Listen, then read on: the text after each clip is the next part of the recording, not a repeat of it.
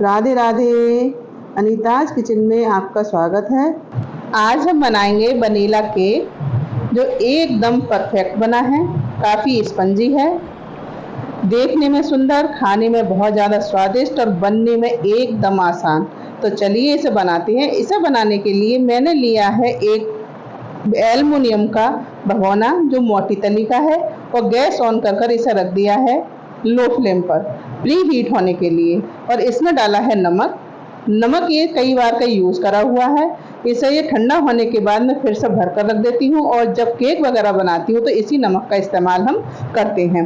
तो इसे तली पर चारों तरफ को फैला दिया है और इसमें रख दिया है एक स्टैंड। इसे 5-10 मिनट पहले प्री हीट होने के लिए रख देते हैं और ढककर रख दिया है। अब हमने लिया है एक केक टिन जिसमें हमें केक बनानी है, तो इसे अभी पहले से तैयार कर रख लेते हैं। तो हमने लिया है एक बटर पेपर। अगर बटर पेपर है तो आप इस तरह से जैसे मैंने फोल्ड किया है 3-4 बार फोल्ड करने के बाद इसे बीच से ले लेते हैं और इसके जो किनारा है वहां तक इसमें एक कट लगा देते हैं, तो ये नीचे तली पर परफेक्ट बन जाएगा।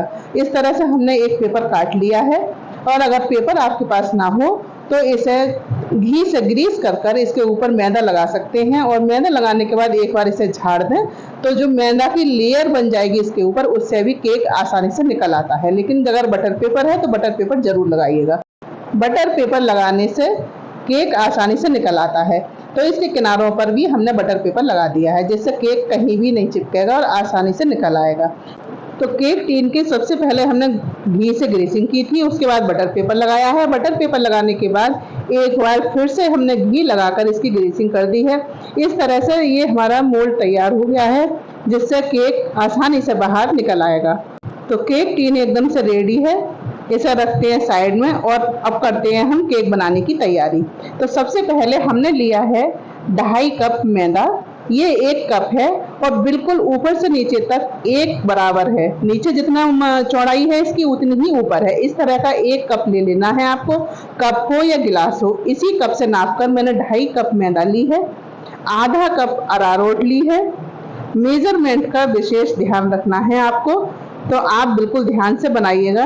2.5 कप मैदा, आधा कप अरारोट और इसे हमें छान लेना है। एक बर्तन नीचे रखा है, इसके ऊपर से हमने छलनी रखी है और इन सभी चीज़ों को छान लिया है। अब हमने ली है ये चीनी। इस कप से मैंने 2 कप चीनी ली है तो जिसे मैंने पहले ग्राइंडर में पीस लिया था। इसी ग्राइंडर में मैंने इसे पीसा था। अब हम इसी में आधा कप डाल रहे हैं रिफाइंड ऑयल।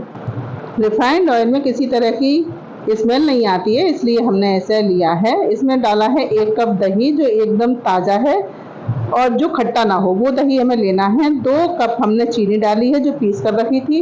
1 चम्मच वनीला एसेंस डाला है, ये ज़रूरी है क्योंकि हम वनीला केक बना रहे हैं इसलिए वनीला एसेंस ज़रूरी है। और इसे पीस लिया है। अब हमने लिया है 1 कप दूध। इस दूध में से आधा कप हमने इसमें डाल दिया है और इसे एक बार से फिर चला लेते हैं और ये बैटर हमारा तैयार हो गया है। तो अब हम चलते हैं आगे। जो मैदा हमने छान कर रखी थी, मैदा और अरारोट, उस बाउल को हम ले लेते हैं और उसमें थोड़ा थोड़ा ये बैटर हम डालते जाएंगे और इसे मिक्स करते जाएंगे। इसे बहुत अच्छी तरह से हमें मिक्स करना है जिससे किसी भी तरह की कोई भी गांठ या गुठली इसमें ना रह जाए। एकदम स्मूथ पेस्ट हमें बनाना है, तो हम इसे थोड़ा थोड़ा डालते जाएंगे और इसे मिलाते जाएंगे। और देखिए ये मैंने सारा डाल दिया है, ये एकदम परफेक्ट है। और अभी आधा कप दूध बचा है तो हमने आधा कप दूध डाल दिया है इसमें सारा, लेकिन हम अभी डालेंगे नहीं, ज़रूरत होगी उतना ही इसमें डालते जाएंगे। तो अभी ये थोड़ा सा थिक लग रहा है हमें, तो थोड़ा सा हम डालेंगे 2-3 चम्मच केवल दूध हमने इसमें और डाला है। केवल आधा कप दूध और 2-3 चम्मच दूध हमने और डाला है, बाकी अभी बच गया है। और देखिए इसकी कंसिस्टेंसी इस तरह की होनी चाहिए, जिस तरह से रिबन गिरता है नीचे उस तरह की कंसिस्टेंसी होनी चाहिए। अब हमने इसमें डाला है 1 पाउच इनो का। इसमें ना ही हमने बेकिंग सोडा डाला है और ना ही बेकिंग पाउडर। इसमें डाला है 1 पाउच इनो का और 1 चम्मच जितना दूध, जिससे ये एक्टिवेट हो जाए अच्छी तरह से, इसलिए। और इसे हल्के हाथों से चलाना है, लेकिन ये प्रोसेस हमें जल्दी करनी है क्योंकि हमने इनो डाल के हमें ज़्यादा देर तक ये बाहर नहीं रखना है, तुरंत ही केक टिन में डाल देना है। तो ये हमने अच्छी तरह से मिला लिया है। अब हम चलते हैं गैस की तरफ, लेकिन उससे पहले ये बैटर हमें केक टिन में डालना है और इसे केक टिन में डालने के बाद थोड़ा सा टैप करेंगे। और गैस पर जो हमने भगोना रखा है प्री हीट होने के लिए, वो काफ़ी अच्छी तरह से गर्म हो चुका है। और हम उसमें इसे बड़ी सावधानी के साथ रखना है जिससे हाथ जल ना जाए। और इस तरह से रखने के बाद इसे हमें ढककर रख देना है 40 मिनट के लिए।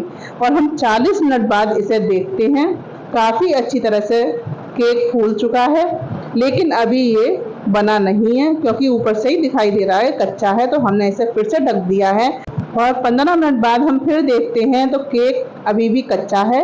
तो हमने इसे 15 मिनट के लिए फिर से ढककर रख दिया है। केक बनने का समय उसकी क्वांटिटी पर निर्भर करता है। केक ये ज़्यादा बड़ी थी इसलिए इसमें ज़्यादा टाइम लग रहा है।